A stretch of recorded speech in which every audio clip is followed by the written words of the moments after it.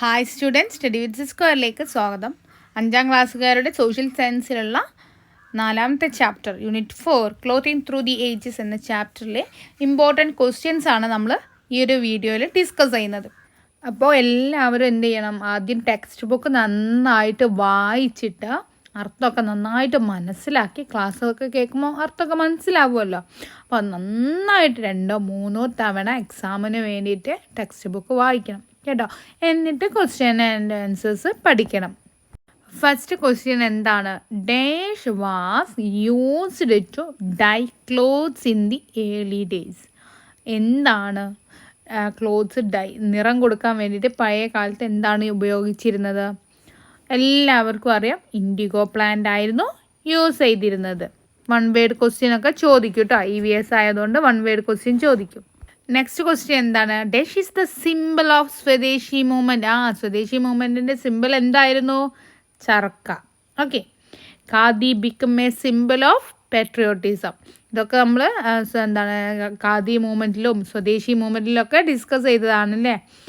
അപ്പോൾ ഈ 3 ക്വസ്റ്റ്യൻ്റെ ആൻസർ മാഡത്തിൻ്റെ കൂടെ തന്നെ ഇപ്പം പഠിച്ചോളണം. പഠിച്ചോ? 3 ക്വസ്റ്റ്യൻ്റെ ആൻസർ പഠിച്ചോ? Okay. Next question, example of natural fibre. Natural ഫൈബറിന് ഒരു എക്സാമ്പിൾ മാഡം ഇവിടെ കൊടുത്തിട്ടുള്ളത് ജൂട്ടാണ് അല്ലേ. ജൂട്ട് പ്ലാന്റിൽ നിന്നും ലഭിക്കുന്നതാണ് ജൂട്ട്. അപ്പോൾ പ്ലാന്റ്സിൽ നിന്നും ലഭിക്കുന്ന നാച്ചുറൽ ഫൈബർ ഏതൊക്കെയാണെന്ന് ചോദിച്ചാൽ നമുക്ക് എന്തൊക്കെ എഴുതാൻ പറ്റും? ജൂട്ടും കോട്ടനും. കോട്ടൺ എവിടെ നിന്നാണ് നമുക്ക് ലഭിക്കുന്നത്? കോട്ടൺ പ്ലാന്റിൽ നിന്നും. ജൂട്ട് പ്ലാന്റിൽ നിന്നുമാണ് ലഭിക്കുന്നത്.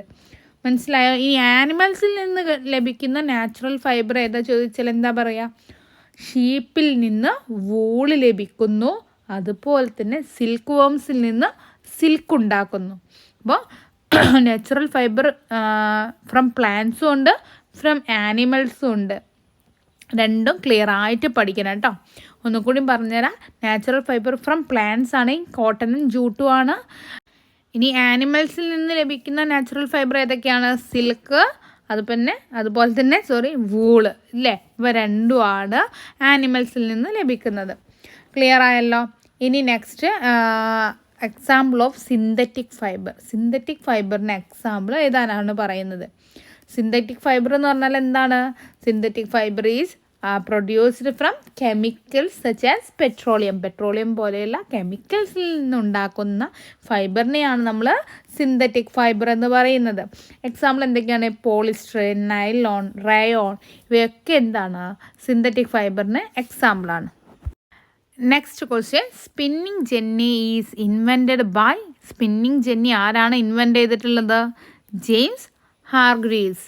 അപ്പം ഈ ജെയിംസ് ഹാർഗ്രീവ്സ് എന്നുള്ള സ്പെല്ലിങ് നിങ്ങൾ കറക്റ്റായിട്ട് തന്നെ എഴുതി പഠിക്കണം കേട്ടോ മക്കളെ.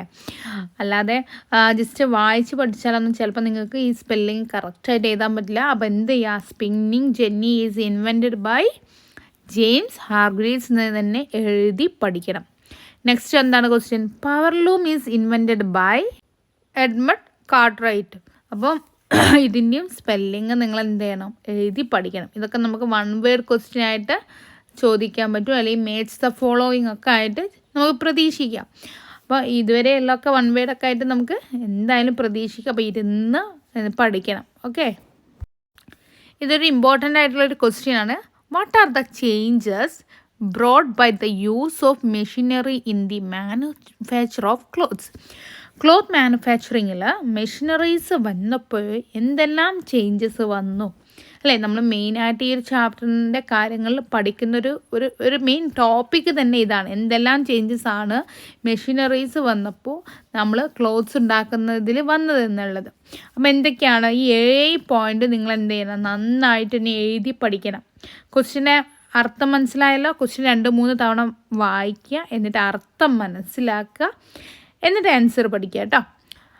ചില മക്കൾക്ക് എന്താണ്, ക്വസ്റ്റ്യൻ മനസ്സിലാവാത്തതുകൊണ്ട് ആൻസർ എഴുതാൻ പറ്റാറില്ല. അപ്പോൾ എന്ത് ചെയ്യണം? അത് നമ്മൾ ക്വസ്റ്റ്യൻ നന്നായിട്ട് ക്ലിയർ ആവണം. ഓക്കെ. ഫസ്റ്റ് എന്താണ്? ഇതൊക്കെ ഈ ഭാഗങ്ങളൊക്കെ നമ്മൾ ക്ലാസ് എടുക്കുമ്പോൾ ഡിസ്കസ് ചെയ്തതാണ്. ഓക്കെ. ഇനി ഫസ്റ്റ് പോയിന്റ് എന്താണ്? Increase in production of clothes. മെഷീനറീസിൻ്റെ സഹായം കൊണ്ട് എന്ത് ചെയ്തു? ക്ലോത്ത്സിൻ്റെ പ്രൊഡക്ഷന് ഇൻക്രീസ് ചെയ്തു, കൂട്ടി അല്ലേ. Reduction in human labour. അപ്പം മനുഷ്യരുടെ ഹ്യൂമൻ ലേബറിൻ്റെ കുറവ് വന്നു. കാരണം മെഷീനറീസ് അതിനെ മനുഷ്യരെടുക്കുന്നതിനേക്കാളും സ്പീഡിൽ എന്ത് ചെയ്യും? ജോലി ചെയ്യും. നെക്സ്റ്റ് പോയിന്റ് എന്താണ്? ഡൈവേഴ്സിറ്റി ഇൻ ക്ലോത്തിങ്, അതുപോലെ തന്നെ quality clothing, spread of clothing, artificial colour was started, reduce the cost. അപ്പം കോസ്റ്റ് കുറഞ്ഞു. കാരണം നമ്മളെ മനുഷ്യർ വെച്ച് ചെയ്യുമ്പോഴാണ്, ഹ്യൂമൻസിനെ വെച്ച് ചെയ്യുമ്പോഴാണ് കോസ്റ്റ് കൂടുക. കാരണം അവർക്ക് പെർ ഡേ ഒരു എമൗണ്ട് നമ്മൾ കൊടുക്കണം. ആ നേരത്ത് അവർ ഒരു പെർ ഡേയിൽ ഒരു ഹ്യൂമൻസ് 10 ഡ്രസ്സാണ് തയ്ക്കുന്നത് വെച്ചാൽ മെഷീൻസ് ഉണ്ടാകുമ്പോൾ അത് 100 എണ്ണമാവും. മനസ്സിലായോ? അപ്പോൾ എന്താണ്, നമുക്ക് കോസ്റ്റ് ചിലവ് കുറഞ്ഞ് കിട്ടും അവിടെ. ഒരു ദിവസം 100 ഉണ്ടാക്കുന്നതാണോ, ഒരു ദിവസം ഒരു മനുഷ്യനെ വെച്ചിട്ട് 10 ഉണ്ടാക്കുന്നതാണോ നമുക്ക് ലാഭം? മെഷീനെ വെച്ചിട്ട് 100 ഉണ്ടാക്കുന്നതാണല്ലേ ലാഭം. അപ്പോൾ നമുക്ക് എന്ത് ചെയ്തു? അതുപോലെ തന്നെ ക്ലോത്ത്സിൻ്റെ റേറ്റും കുറയും. ഹാൻഡ് മെയ്ഡ് ക്ലോത്ത്സിന് എപ്പോഴും എന്താണ് റേറ്റ് കൂടുതലാണ് വരിക അല്ലേ. അപ്പോൾ ഇത്രയും പോയിൻറ്റ്സ് എന്ത് ചെയ്യുക, നിങ്ങൾ നന്നായിട്ട് പഠിക്കണം. Okay. How did mechanisation effect the cloth industry in India? ഇന്ത്യയിൽ എങ്ങനെയാണ് ഈ ക്ലോത്ത് ഇൻഡസ്ട്രിയിൽ വന്നിട്ടുള്ള മെഷീനറീസ് എഫക്റ്റ് ചെയ്തിട്ടുള്ളത്? അപ്പോൾ യൂറോപ്യൻസിലാണ് അധികം മെഷീനറീസ് അന്നത്തെ കാലത്ത് യൂസ് ചെയ്തിരുന്നത്. But the European traveled to different parts of the world for selling their clothes made by machines. മെഷീൻസിനെ കൊണ്ടുണ്ടാക്കിയ അവരുടെ ഡ്രസ്സ്, യൂറോപ്യൻസ് ഉണ്ടാക്കിയിട്ടുള്ള അവരുടെ ക്ലോത്ത്സ് വിൽക്കാൻ വേണ്ടിയിട്ട് അവരെന്ത് ചെയ്തു? വേൾഡിലെ ഒരുപാട് ഡിഫറെൻറ്റ് പാർട്സിലേക്ക് അവർ ട്രാവൽ ചെയ്തു. ആസ് പാർട്ട് ഓഫ് ഇറ്റ്, അതിൻ്റെ ഭാഗമായിട്ട് ദേ റീച്ച്ഡ് ഇന്ത്യ ആൾസോ. അവരെവിടെയും എത്തി? ദേ റീച്ച്ഡ് ഇന്ത്യ ആൾസോ. അവർ ഇന്ത്യയിലും എത്തി. They collected raw materials for their textile industry from India to Europe. അപ്പോൾ എന്ത് സംഭവിച്ചു? അവർ ഡ്രസ്സ് വിൽക്കാനാണ് വന്നതെങ്കിൽ പോലും അവരിവിടെ വന്ന് നോക്കിയപ്പോൾ എന്ത് ചെയ്തു? അവർക്ക് ആവശ്യമുള്ള റോ മെറ്റീരിയൽസ്, ഡ്രസ്സസ്, ക്ലോത്ത്സ് ഉണ്ടാക്കാനുള്ള റോ മെറ്റീരിയൽസ് എവിടെ അവൈലബിൾ ആണ്? ഇന്ത്യയിൽ അവൈലബിൾ ആണ്. അപ്പോൾ അവരെന്ത് ചെയ്തു? ഇന്ത്യയിലുള്ള റോ മെറ്റീരിയൽസ് അവരുടെ രാജ്യത്തേക്ക് കൊണ്ടുപോവുകയും ചെയ്തു. അവർ കൊണ്ടുവന്നിട്ടുള്ള ഡ്രസ്സൊക്കെ എന്ത് ചെയ്തു? ഇവിടെ സെല് ചെയ്തും ചെയ്തു. They produced clothes with the help of machines and sold in India. അപ്പോൾ അവരെന്ത് ചെയ്തു? ഈ റോ മെറ്റീരിയൽസ് ഒക്കെ കൊണ്ടുപോയിട്ട് അവരെന്ത് ചെയ്തു? അവർ മെഷീൻസിൻ്റെ ഹെൽപ്പ് കൊണ്ട് ഒരുപാട് ക്ലോത്ത്സ് പ്രൊഡ്യൂസ് ചെയ്തിട്ട് അവരെവിടെ സെല് ചെയ്തു? ഇന്ത്യയിൽ കൊണ്ടുവന്നിട്ട് സെല് ചെയ്തു. നെക്സ്റ്റ് ക്വസ്റ്റ്യൻ എന്താണ്? How did weaving equipments replace handloom?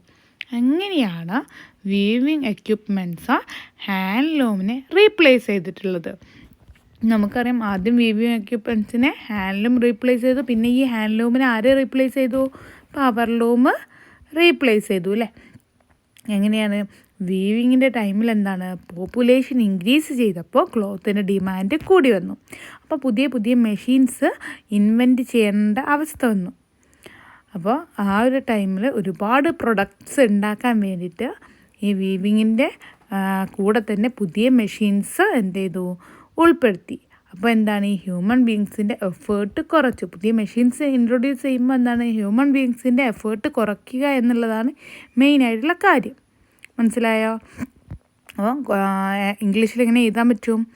The rise in population ഉയർന്നപ്പോൾ, ദ റൈസ് ഇൻ പോപ്പുലേഷൻ ഉയർന്നപ്പോൾ increased the demand for clothing. Population ഉയരുമ്പോൾ എന്താണ്? അവർക്കൊക്കെ ഉടുക്കാനുള്ള ഡ്രസ്സും വേണം. Increased the demand of clothing. അപ്പോൾ new machines become a part of weaving. It reduces human effort.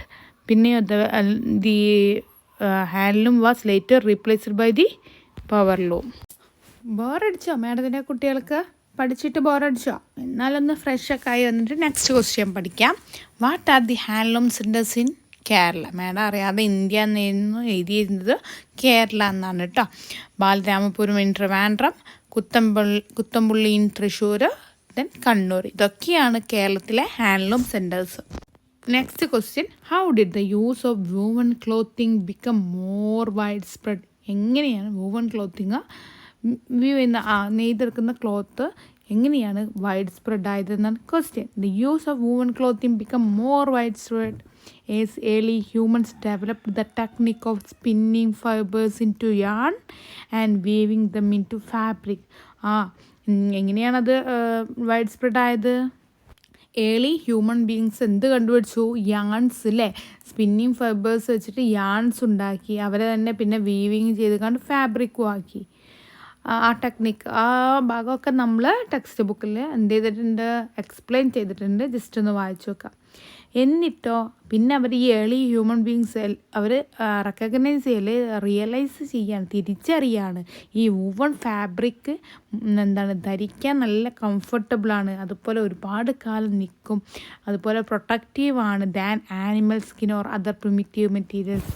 എന്തിനേക്കാളും പഴയ ആനിമൽ സ്കില്ല്, ഫറ്, ഗ്രാസൊക്കെ വെച്ചുണ്ടാക്കുന്ന ഡ്രസ്സിനേക്കാൾ ഒരുപാട് കാലം ഇതെന്താണ് ഒരുപാട് കാലം നിൽക്കും ചെയ്യും, അതുപോലെ തന്നെ കംഫർട്ടബിളാണ്, അതുപോലെ പ്രൊട്ടക്റ്റീവ് ആണെന്നൊക്കെ ഈ ഏർലി ഹ്യൂമൻസ് തിരിച്ചറിയണം. അപ്പോൾ എന്ത് സംഭവിച്ചു, അപ്പോൾ നമുക്കൊരു സാധനം നല്ലതാണെന്ന് പറഞ്ഞാൽ പിന്നെ അതിൻ്റെ ഡിമാൻഡ് കൂടുമല്ലോ. The demand for woven clothing increased. This led to the invention and improvement of weaving tools. അപ്പം എന്താ വൂവൺ ക്ലോത്തിൻ്റെ ക്ലോത്ത് ഇൻക്രീസ് ചെയ്ത് അതിൻ്റെ ഡിമാൻഡ് കൂടിയപ്പോൾ പിന്നെ അതുണ്ടാക്കാനുള്ള മെഷീൻസൊക്കെ ഇൻവെൻറ്റ് ചെയ്തു, പെട്ടെന്ന് ഉണ്ടാക്കാനുള്ള മെഷീൻസൊക്കെ ഇൻവെൻറ്റ് ചെയ്തു. such as wooden looms which allowed for faster and more efficient production of woven fabrics. woven fabrics ഉണ്ടാക്കാൻ എഫിഷ്യൻ്റായിട്ട് അതുപോലെ തന്നെ ഫാസ്റ്റായിട്ട് പ്രൊഡ്യൂസ് ചെയ്യാൻ വേണ്ടിയിട്ട് ആരെ നമ്മളെ ഹെൽപ്പ് ചെയ്തു, ഏത് മെഷീനാണ് ഹെൽപ്പ് ചെയ്തത്, വുഡൻ ലൂംസ് എന്ന് പറയുന്ന മെഷീൻസ് ഹെൽപ്പ് ചെയ്തു. ഇത് കുറച്ച് വലിയ ക്വസ്റ്റ്യനും ആൻസറും ആയിപ്പോയി അല്ലേ, മാഡത്തിൻ്റെ കുട്ടികൾക്ക് ബുദ്ധിമുട്ടാവുന്നുണ്ടോ? അപ്പോൾ ആദ്യം സിമ്പിൾ ക്വസ്റ്റ്യനും ആൻസേഴ്സൊക്കെ പഠിച്ചിട്ട് പിന്നെ പഠിച്ചാൽ മതി കേട്ടോ. ഇമ്പോർട്ടൻ്റ് എല്ലാം നമുക്ക് പറയാൻ പറ്റില്ല, കാരണം എന്താണ്, ഇപ്രാവശ്യം പുതിയ ക്വസ്റ്റ്യൻ പേപ്പറാണ് വരിക. കഴിഞ്ഞ വർഷത്തെ അതൊരു ബന്ധമില്ലാത്ത പുതിയ ടെക്സ്റ്റ് ബുക്ക് ആയതെന്ന് നമുക്ക് ഉറപ്പ് പറയാനൊന്നും പറ്റില്ല. എന്നാലും ലാസ്റ്റ് പഠിച്ചാൽ മതി കേട്ടോ. How early humans made their clothes. എങ്ങനെയാണ് ഏർലി ഹ്യൂമൻസ് അവരുടെ ക്ലോത്ത്സ് ഉണ്ടാക്കിയിരുന്നത്. Early humans made their clothes using materials they found in their surrounding. അവരവരുടെ സറൗണ്ടിങ്ങിൽ വെച്ചാൽ പരിസ്ഥിതിയിൽ അവരുടെ ചുറ്റുപാടും കാണുന്ന മെറ്റീരിയൽസ് വെച്ചിട്ടായിരുന്നു ഏർലി ഹ്യൂമൻ ബീങ്സ് എന്ത് ചെയ്തിട്ടുള്ളത്, അവരുടെ ക്ലോത്ത്സ് ഉണ്ടാക്കിയിട്ടുള്ളത്. Such as grass, tree bark, അതുപോലെ തന്നെ അനിമൽ ഹൈഡ്സൊക്കെ, fur. Okay, they would use horns and bones as needles. അവരെന്ത് ചെയ്യും, ഹോൺസും ബോൺസൊക്കെ നീഡിൽസായിട്ട് യൂസ് ചെയ്തിട്ട് തുന്നാൻ വേണ്ടിയിട്ട്, ഡ്രസ്സ് തുന്നാൻ വേണ്ടിയിട്ട് യൂസ് ചെയ്തു. പിന്നെയോ അതുപോലെ തന്നെ അവർ they also made clothes by cleaning and softening animal skin and fur. അനിമൽസിൻ്റെ സ്കിന്നും ഫറും തോലും രോമങ്ങളൊക്കെ എന്ത് ചെയ്തു, സോഫ്റ്റൻ ചെയ്യും. അതുപോലെ തന്നെ ക്ലീൻ ചെയ്തിട്ടൊക്കെ അവർ എന്ത് ചെയ്തു, ക്ലോത്ത്സ് ആയിട്ട് അന്നത്തെ കാലത്ത് ധരിച്ചിരുന്നു. What materials did early humans use as clothing. എന്തൊക്കെയാണ് ഏർലി ഹ്യൂമൻസ് ക്ലോത്തിങ് ആയിട്ട് യൂസ് ചെയ്തിരുന്നത്? Bark of trees, grass, animal skin etcetera. പിന്നെ കൂട്ടുകാരെ, ടെക്സ്റ്റ് ബുക്കിൽ ഒരുപാട് ക്വസ്റ്റ്യൻസ് ഉണ്ട് അല്ലേ, അങ്ങനെ ആക്ടിവിറ്റീസ് ആയിട്ട് തന്നെ. അതൊന്നും മാഡം ഇതിൽ ഇൻക്ലൂഡ് ആയിട്ടില്ല. അപ്പോൾ അതൊക്കെ നിങ്ങൾ എന്ത് ചെയ്യണം, ടെക്സ്റ്റ് ബുക്ക് വായിച്ച് പഠിക്കുമ്പോൾ അതൊക്കെ പഠിക്കണം കേട്ടോ. What type of clothing do people use today. എങ്ങനത്തെ ക്ലോത്തിങ് ആണ് ഇന്നത്തെ കാലത്ത് ജനങ്ങൾ യൂസ് ചെയ്യുന്നത്? കോട്ടൺ, സിൽക്ക്, വൂളൻ ക്ലോത്ത്സ് ഒക്കെയാണ് ഇന്നത്തെ കാലത്ത് ഇന്ന് നമ്മുടെ അറ്റ് പ്രസൻറ്റിലുള്ളവർ യൂസ് ചെയ്യുന്നത്. ഇതിൻ്റെ കൂടെ തന്നെ നൈലോൺ, പോളിസ്റ്റർ ഒക്കെ നമ്മൾ യൂസ് ചെയ്യുന്നുണ്ട്. Write about cotton, jute, indigo plant. കോട്ടനെ കുറിച്ച് എന്തൊക്കെ പോയിന്റ്സ് നമുക്ക് എഴുതാൻ പറ്റും? Cotton is obtained from cotton plant and converted into yarns. First point അത് എഴുതാം അല്ലേ. Yarns are used to make clothing. People use cotton to make clothes, towels and other fabric items. ജനങ്ങൾ ഇന്ന് cotton ഉപയോഗിച്ച് ടവലും അതുപോലെ തന്നെ cotton clothes ഒക്കെ ഉണ്ടല്ലോ നമ്മൾ ചൂടത്തൊക്കെ ധരിക്കുന്നത്, അതുപോലെ ഫാബ്രിക് ഐറ്റംസ് ഒക്കെ ഉണ്ടാക്കും. എന്തുകൊണ്ടാണെന്ന് വെച്ചാൽ എന്താണ്, അത് നല്ല കംഫർട്ടബിളാണ്. കോട്ടൺ ക്ലോത്ത്സ് നല്ല കംഫർട്ടബിളാണ് ധരിക്കാൻ, അതുപോലെ തന്നെ എന്താണ്, ഈസി ടു വിയറും ആയിരിക്കും. Cotton is cultivated in India since ancient times. പഴയ കാലത്ത് തൊട്ട് തന്നെ എന്താ ഇതുണ്ട്, കോട്ടന് ഇന്ത്യയിൽ കൾട്ടിവേറ്റ് ചെയ്യുന്നുണ്ട്. Next jute. Jute is produced from jute plant. അത് നമുക്കറിയാവുന്ന കാര്യമാണ്. Jute is a natural fibre. Jute എന്താണ്, ഒരു നാച്ചുറൽ ഫൈബറും കൂടിയാണ്. ആ ഒരു പോയിന്റ് നമുക്ക് എവിടെ എഴുതാൻ പറ്റും? കോട്ടണിലും എഴുതാൻ പറ്റും കേട്ടോ. Cotton is a natural fibre. Okay, indigo എന്ന് പറഞ്ഞാൽ എന്താണ്? Indigo is a dye used in the early days. Early ഡേയ്സിൽ യൂസ് ചെയ്യുന്നൊരു ഡൈ ആണ് ഇൻഡിഗോ എന്ന് പറയുന്നത്. It is used to colour clothes. അതെന്തിനാണ് യൂസ് ചെയ്യുക? ക്ലോത്ത്സിനെ കളർ ചെയ്യാനാണ് യൂസ് ചെയ്യുക. നെക്സ്റ്റ് ക്വസ്റ്റ്യൻ എന്താണ്? Say about weaving. അത് 1 മാർക്ക് ക്വസ്റ്റ്യൻ ആയിട്ട് വേണമെങ്കിൽ ചോദിക്കാം. എന്താണ് weaving? Weaving is the technique of making cloth with yarns. Yarns ഉപയോഗിച്ചിട്ട് ക്ലോത്ത്സ് ഉണ്ടാക്കുന്ന ആ ഒരു ടെക്നിക്കിനെയാണ് നമ്മൾ വീവിങ് എന്ന് പറയുന്നത്. ഇത് ഇനി ലാസ്റ്റ് ക്വസ്റ്റ്യൻ ആണ്. The making of clothes by early humans was not like that of today. ഇന്നത്തെ പോലെ അല്ലായിരുന്നു പഴയ കാലത്തുള്ള മനുഷ്യർ ക്ലോത്ത്സ് ഉണ്ടാക്കിയിരുന്നത്. What could be the reason? എന്തായിരിക്കും റീസൺ? ഈ ക്വസ്റ്റ്യൻ എന്താണ് നമ്മുടെ ടെക്സ്റ്റിൽ ഉണ്ടെന്ന് തോന്നുന്നു കേട്ടോ.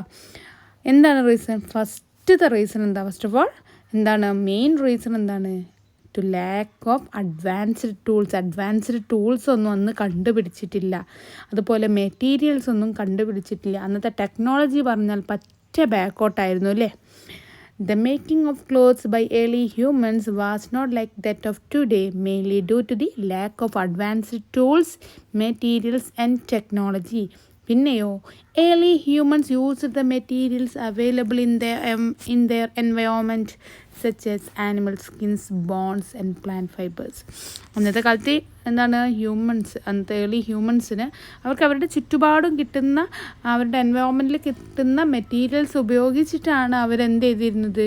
അവർ ഡ്രസ്സസ് ഉണ്ടാക്കിയിരുന്നത്, ക്ലോത്ത്സ് ഉണ്ടാക്കിയിരുന്നത്. ആനിമൽ സ്കിന്ന്, ഫർ, അതുപോലെ പ്ലാന്റ് ഫൈബേഴ്സൊക്കെ ഉപയോഗിച്ചിട്ടായിരുന്നു അവരുണ്ടാക്കിയിരുന്നത്. അവർക്ക് അത്രേ അറിവുണ്ടായിരുന്നുള്ളൂ അന്നത്തെ കാലത്ത്. അത് തുടക്കമല്ലേ, ഡ്രസ്സ്, വസ്ത്രം എന്നതിനെ തുടക്കമായിരുന്നു ഏർലി ഡേയ്സിലെന്ന് പറയുന്നത്. ഇനിയോ they lacked the knowledge of spinning, weaving and dyeing that we have today. ഇന്നത്തെ പോലത്തെ സ്പിന്നിങ്, വീവിങ്, ഡൈയിങ് എന്നൊന്നിനെക്കുറിച്ച് അവർക്ക് അറിവ് തന്നെ ഉണ്ടായിരുന്നില്ല. പിന്നീട് അങ്ങോട്ട് കാലം പുരോഗമിക്കും തോറും എന്ത് ചെയ്തു? മോഡേൺ മെന്യൂസ് എന്ത് ചെയ്തു? മനുഷ്യരെന്ത് യൂസ് ചെയ്യാൻ തുടങ്ങി? കോട്ടൺ, സിൽക്ക്, വൂളൻ ക്ലോത്ത്സ് ഒക്കെ യൂസ് ചെയ്യാൻ തുടങ്ങി. മനസ്സിലായോ? അപ്പോൾ ഇത്രയും കാര്യങ്ങൾ നിങ്ങൾ എന്ത് ചെയ്യുക? നന്നായിട്ടിരുന്ന് പഠിക്കുക, ക്വസ്റ്റ്യൻ ആൻസേഴ്സ് നന്നായിട്ട് പഠിക്കുക, പാഠം നന്നായിട്ട് വായിക്കുക.